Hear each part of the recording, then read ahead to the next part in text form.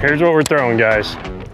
It's the Berkley SPY 70 size, and we're throwing it on the new BFS stuff from Abu.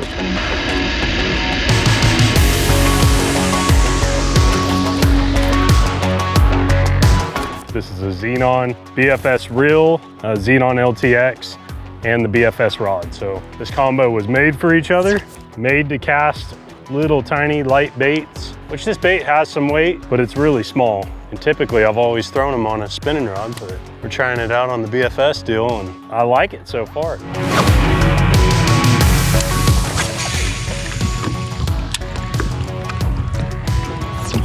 Oh, what happened there, bud? Got one. First cast of the BFS? First cast, little spot on the BFS, rolled up on the spot, on the little point with the brush pile. All right guys, number one on the Berkley SPY with the BFS Xenon rod and reel. Talk to us a little bit about the bait itself and kind of the design and the concept behind a spy bait. So spy bait is, number one, it's a very, very subtle bait.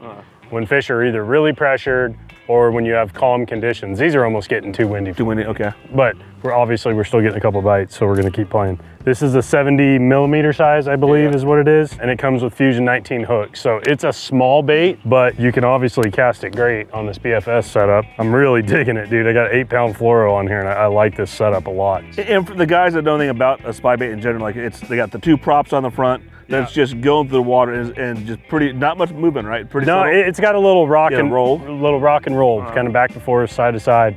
But that's about it. It is very, very subtle for sure. If the water was any dirtier, you know, this is a clear water bait. You don't want to throw this if you only have a foot or two of visibility. We probably have 4 or 5 feet right here. These fish can track it a long ways away. They can find it a long ways away. And that's why they're eating it. It's definitely not a bait that you want to twitch. You know, you're not trying to give it any action other than just slowly reeling, and you're gonna get that rock and roll action out of it and those blades spinning when you do that. At the right place, at the right time, that action is good enough. And normally, like I said, it's a spinning rod thing, but today we're playing with the BFS. We're playing with the BFS and I love it. It's cool, I'm liking it. Dude, it casts really great. The rod is incredibly light. This is 7.1 medium light. Moderate fast, so it's made for treble hooks, and I like it, dude. Let's get a few more. All right.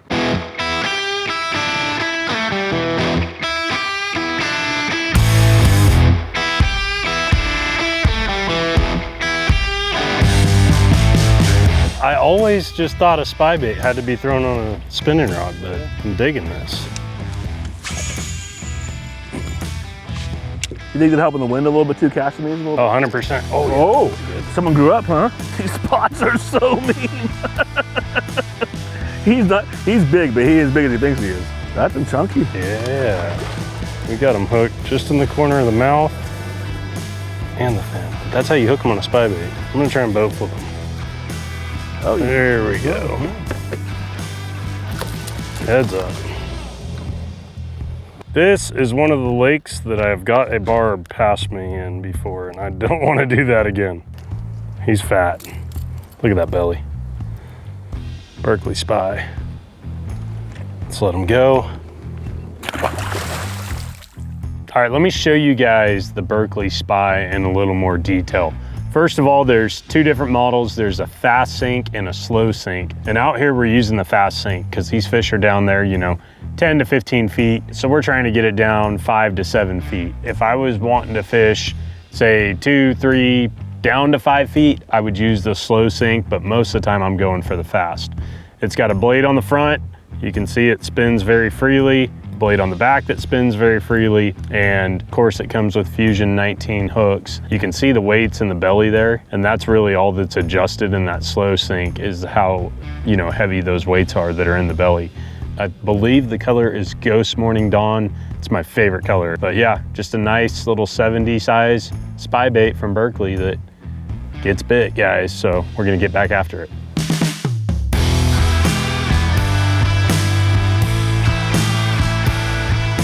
That one. Oh, wow. Oh, that is so cool. Hey, first BFS and first spy bait fish. I ain't complaining at all. Woo! Oh, pull them off. Does that count as my first or still no good? No. No? Definitely not, Corey. I'm trying to get him to jump for the camera though. Come on. You know, seasonally, is this a year-round thing for you? When and I guess where do you fish it? Just where you fish it change up throughout the year, or is this a strictly once a year or once a season type thing for you? For me, it really seems like through the summer, through the fall, into early winter type of deal. Doesn't kind of matter wherever you are in the country, you know, the smallmouth love it post-spawn. Warmer water or getting into, you know, late fall type of technique. Okay. As far as you know where, it's not necessarily at the back of the coves or the points thing, it's kind of just wherever these fish are suspended or in cover type thing, or whenever you want to fish over the top of them, or? Every lake is going to be different, right? I've been to lakes where I've thrown it down the sides of docks on the shade and caught them. And I've been, you know, a place like this, you're throwing it on points over brush piles. You know, you go up north and you fish for smallmouth with it, and you can just get on some big flats, you know, and it's a great way to cover a lot of water because you can really put the trolling motor on high, bomb it as far as you possibly can, and it draws the fish out. These are the conditions you want for it. This is when it gets super tough on everything else, and throwing a spy, you're gonna get some bites. Definitely have to have clear water. That's number one. Does it seem to be more of a spotted bass smallmouth because they're more visual, or what is it? No, I've got big largemouth on it too, yeah. But you just don't get to too many lakes where there's clear water, suspended, you know, largemouth that'll come up and eat little bait like that. It'll definitely catch the largemouth, no doubt. Look at all these fish, dude. Oh my gosh. Watch yourself.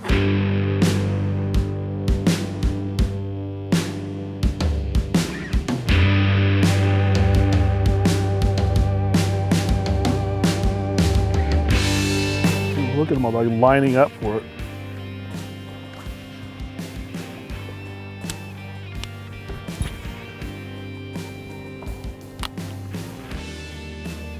Nice, dude. I think that's a good one. Nice, bud. They're all following them in. That's crazy. I mean, you do that a lot with, I mean, honestly, ton guys do it, but what you said you do it a habit.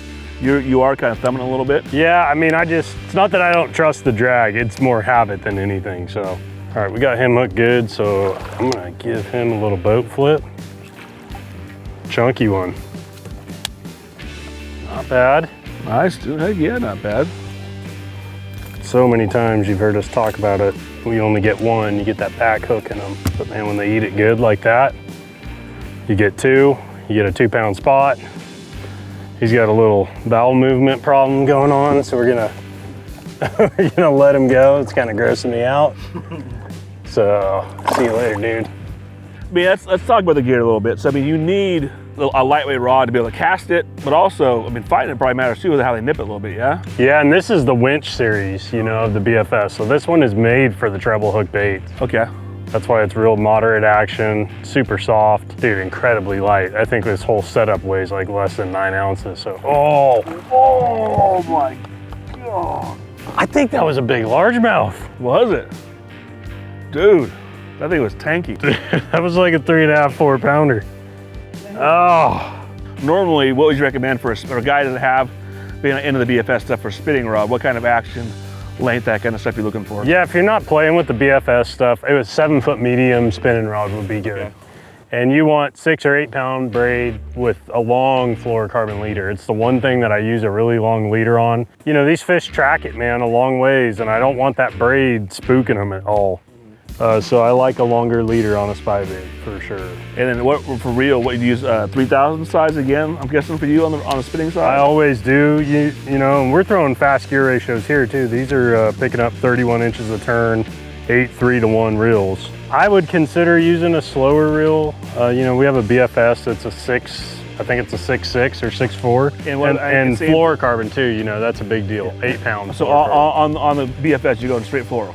Straight fluoro on the BFS. I mean, I guess it's hard to recommend other BFS reels. There's so little out there at this point, but they have shallow spools on them, so you can't really put much line on. You can't put that much, but still, if you're gonna spool it up like we put 8 pound on these, we still have plenty. We can't cast the line off of it, and dude, these things cast super far on these setups, so there's less resistance for sure.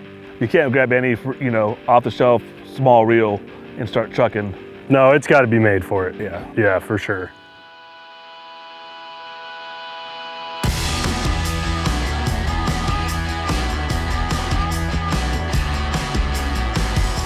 Nice, dude. A little better one? Yeah. I mean, for some guys, Hooked in the same spot. Actually, he's got a couple trebles in him. I'm not sure if it qualifies for, whoa, hey, Heads up. BFS, but for us, it's getting the job done. A little spot.